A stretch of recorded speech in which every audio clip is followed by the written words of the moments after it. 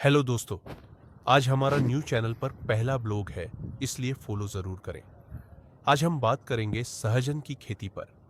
सहजन की खेती के लिए गर्म और नम जलवायु के साथ बलुई दोमट मिट्टी सबसे उपयुक्त होती है।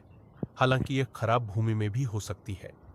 खेती के लिए गड्ढे खोदकर उनमें सड़ी हुई गोबर की खाद डाली जाती है, फिर बीज बोए जाते हैं। इसकी बागवानी में कम लागत आती है और यह साल में कई बार उपज देता है।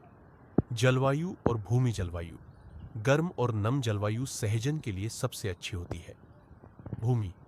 सहजन की खेती सभी प्रकार की मिट्टी में की जा सकती है, लेकिन अच्छी उपज के लिए बलुई दोमट या चिकनी बलुई मिट्टी सबसे अच्छी रहती है। भूमि में जल निकासी का अच्छा प्रबंध होना जरूरी है। तापमान। 25 से 30 डिग्री सेल्सियस तापमान सहजन के लिए आदर्श होता है। खेत की तैयारी और रोपण। खेत की तैयारी। खेत को 1 से 2 बार जुताई करके समतल बना लें। गड्ढे की तैयारी। 2.5 गुणा 2.5 मीटर की दूरी पर 45 गुणा 45 गुणा 45 सेंटीमीटर के गड्ढे खोदें। खाद डालना।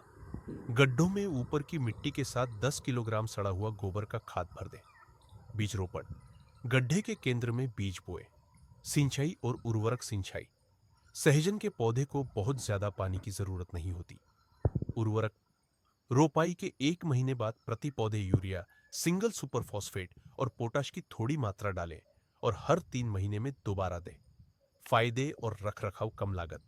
सहजन की खेती में कम सिंचाई और रखरखाव की जरूरत होती है। बारहमासी उपज। यह साल में कई बार उपज दे सकता है। स्वास्थ्य लाभ।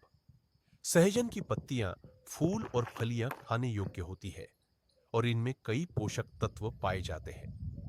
कीट और रोग। सहजन की पत्तियां कीटों के प्रति संवेदनशील होती है, जैसे बालों वाली सूंडी और फली बेधक मक्खी, इसलिए इनकी रोकथाम जरूरी है।